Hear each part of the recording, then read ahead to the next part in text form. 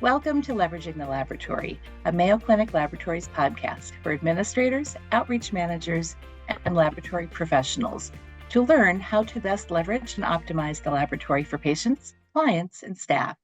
I'm your host, Jane Hermansen. I'm the outreach manager at Mayo Clinic Laboratories. And joining me today, Dijkman, Dulkes, and Brianne Newton, outreach solutions strategists within Mayo Clinic Laboratories. Our discussion topic today is how an outreach program can work with its clients, customers, to improve the relationship via periodic visits and using data to support and drive the discussion. And what we're going to do is call this process a customer performance update, or CPU for short. So let's start really at the beginning. We've all had great customers and we've all had challenging customers. Brianne, Ellen, what are your thoughts? What are the advantages of providing a customer information about their relationship with their outreach lab provider? I'll go ahead and jump in here. Providing a regular, for lack of a better word, interface with your customers, a face-to-face time, if not face-to-face, Zoom if there's a distance issue or weather, traffic, whatever, but just being in front of them, having a conversation is a great opportunity to address issues real time. So just to say, is our courier situation, up to your expectations? Is our result delivery up to your expectations? So giving them an opportunity for a designated and formalized time frame or time space to address those rather than as they come up in the middle of their day when they're frustrated, whatever. It's a dedicated time just for them.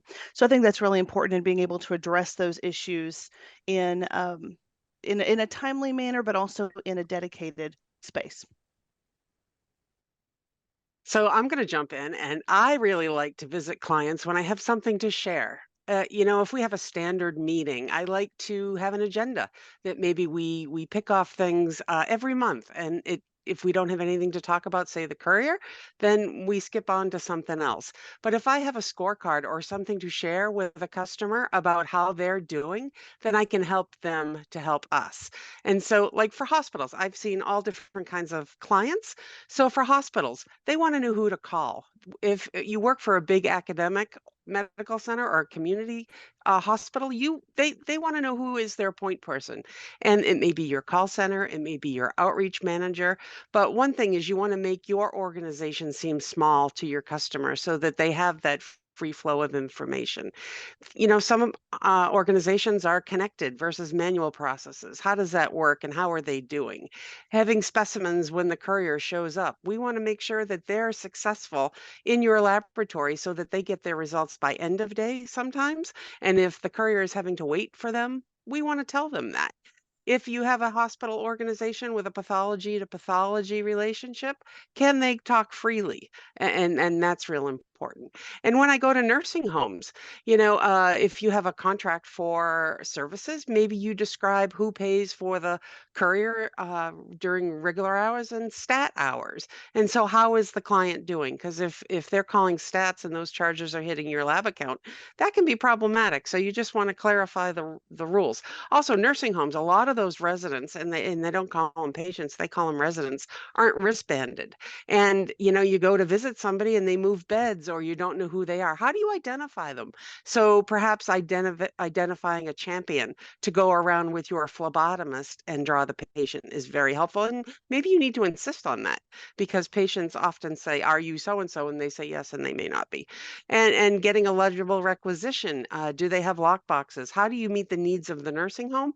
And then how does the nursing home and your other clients help you to be successful? So that's why I like to have an agenda. I like to go and visit. I like to hit the same key topics. And I think that's real important. Okay, so Ellen, what you talked about are lots of those kind of the day-to-day service elements. Brianne, you talked about how, yes, there can be service issues that come up from time to time. And ultimately, it's sometimes nice you always have to address them, of course, when they happen, but it's sometimes nice to have just kind of a general conversation. So I think what you've both really led to is the value of creating more of a partnership conversation and relationship than just a vendor customer relationship. And I think that's fantastic. I think the thing is, when we've had those difficult customers, they can be a challenge. And sometimes they don't even know that they're a challenge for us. So, Ellen, you've talked about setting an agenda and really creating a nice process. But I think when we look at our relationship with our customers, what kind of information do you think that the outreach lab should really be conveying to their customer that they should know about their relationship on a day-to-day basis? So when I think about physicians, for example, Brianne, I know you've had a lot of experience in this space. What are some of the most common things that you would see that create challenges when you serve a physician as an outreach customer? Sure, sure. And let's just assume for a minute that there might be issues. Maybe there's not, but in a perfect world there wouldn't be, right? But in the real world that we operate in, there's occasional snafus, and it's good to convey those. As you mentioned, there's no opportunity for correction if there's not awareness. And so sitting down with that customer, not in a you're doing this wrong, all this, but helping them understand that when things run smoothly, their result gets to them quicker. The integrity of the specimen remains intact, that it's a good result. And that's what all of us want, client and laboratory. So just keeping that in mind more so than this is all the stuff you're doing wrong. So some of those things that I would want to convey and show the importance of is the beginning with the integrity of the specimen. Is it being collected in the right container? Is the quantity sufficient for the testing that we need?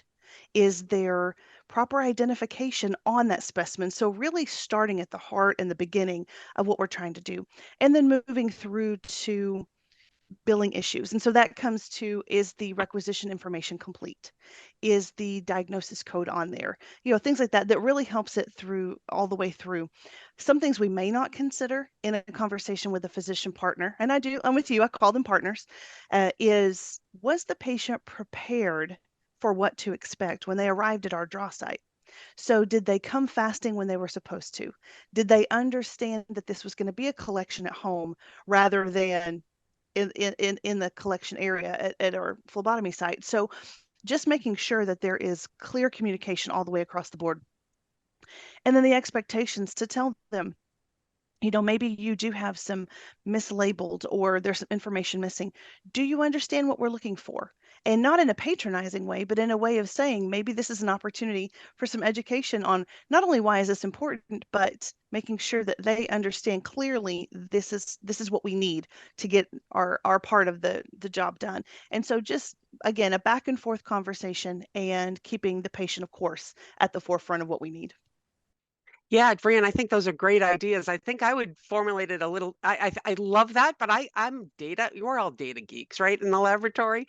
So outreach really is the liaison between internal operations and external operations, and so we do a great job. Laboratories do a great job collecting quality metrics on how many mislabeled, how many of this, how many of that. But what if what if we collectively created a scorecard where we could say how many calls maybe they had. How often was the courier on time or late? What if we presented them quality metrics? I know when in my prior role, I would present a scorecard, and the hospitals that I partnered with that were unaffiliated, not part of the system, they appreciated that scorecard because they used it as part of their quality improvement plan.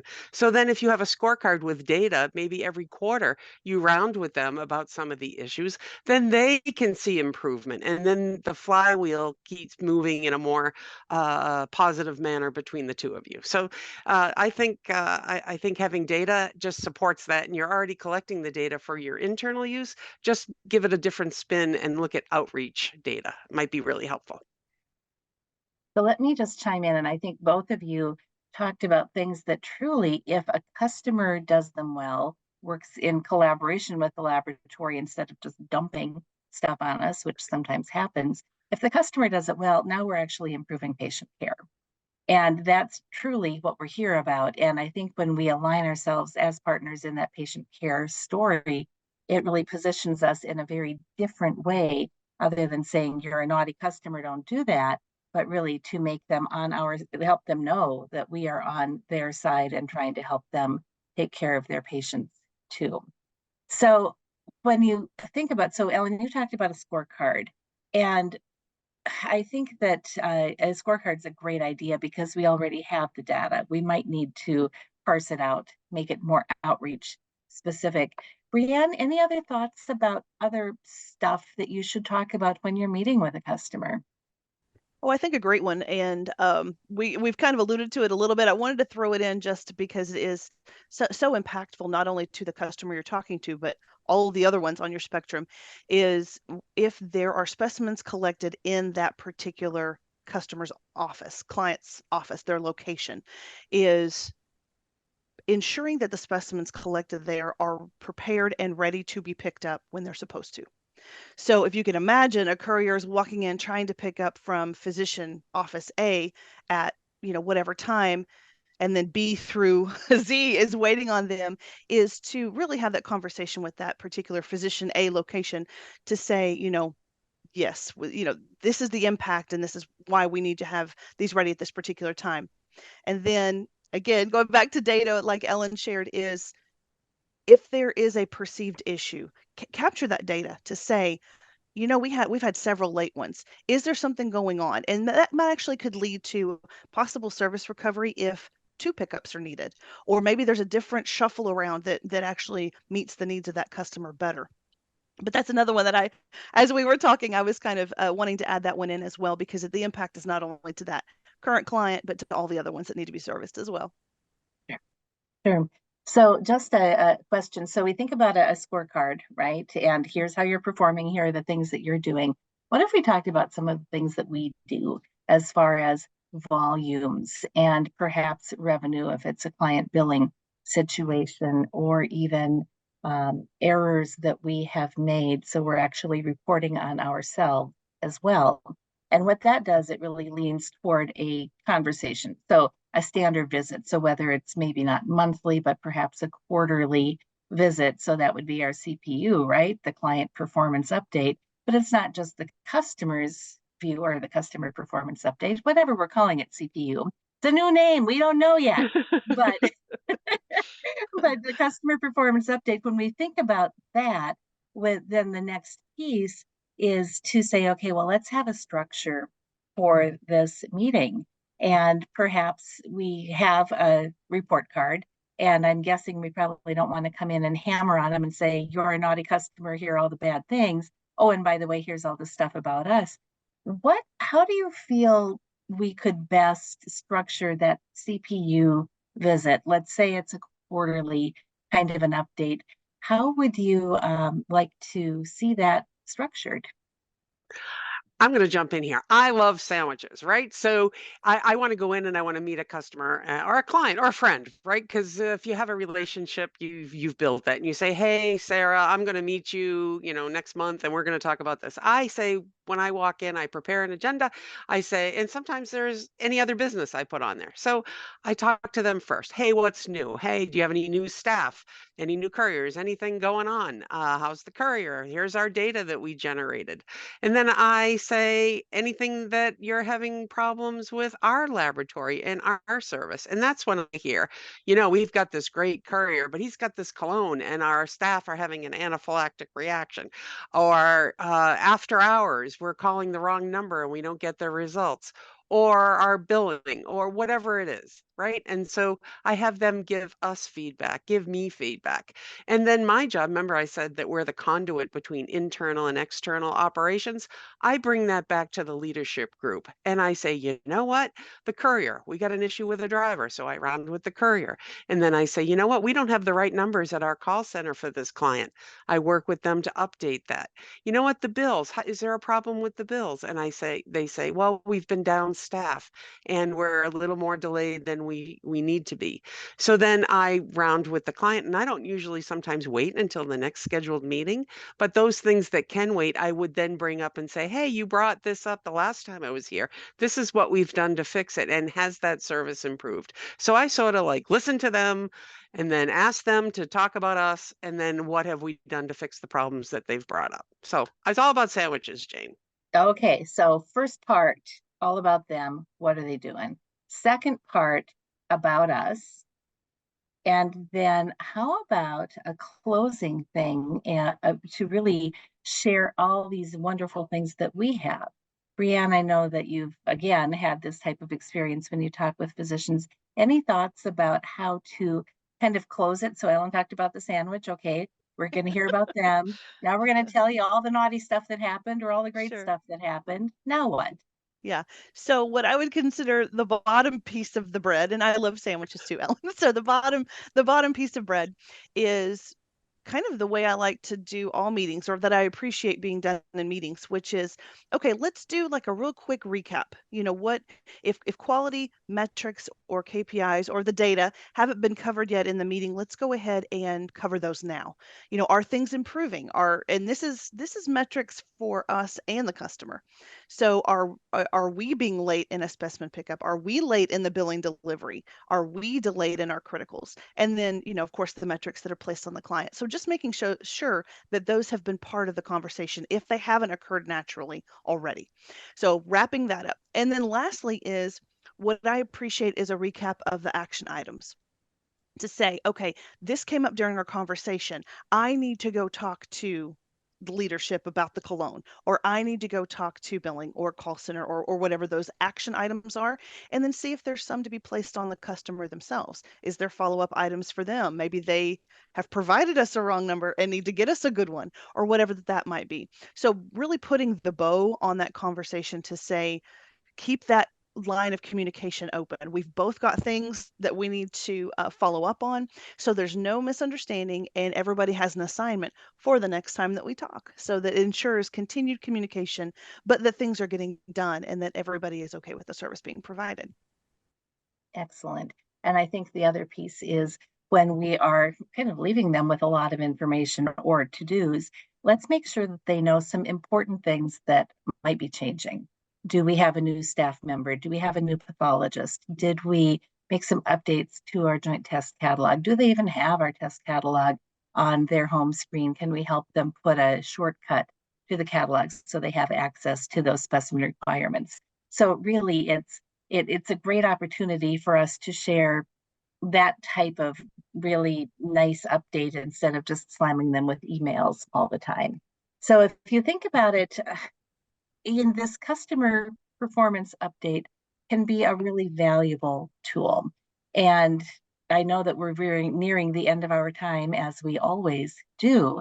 And I like to close with a rapid fire question. So as we now bring out our customer performance update, our CPU process, Brianne, Ellen, your thoughts, what kind of resources are we sharing here at Mayo Clinic Laboratories to help our audience develop their own CPU process? Ellen, how about you?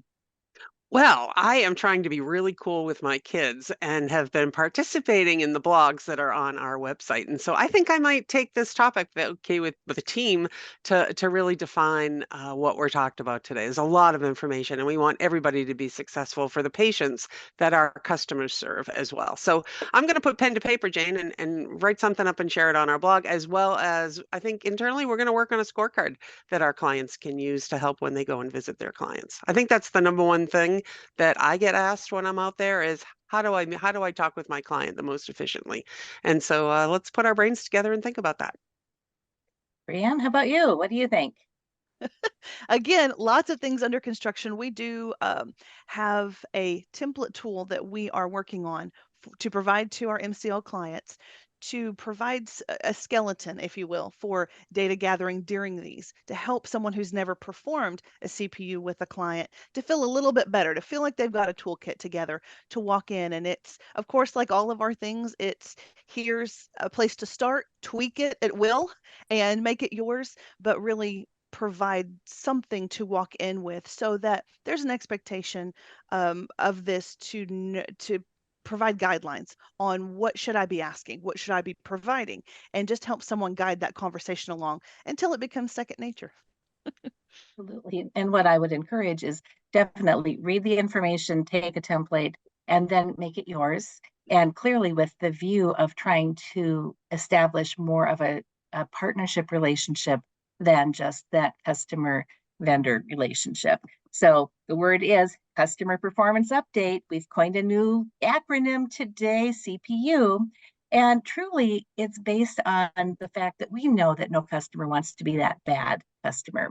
And the hope is that through using this type of communication process, it's going to set the stage for improvement and truly a stronger customer relationship overall. So Brianne, Ellen, thanks so much, you guys.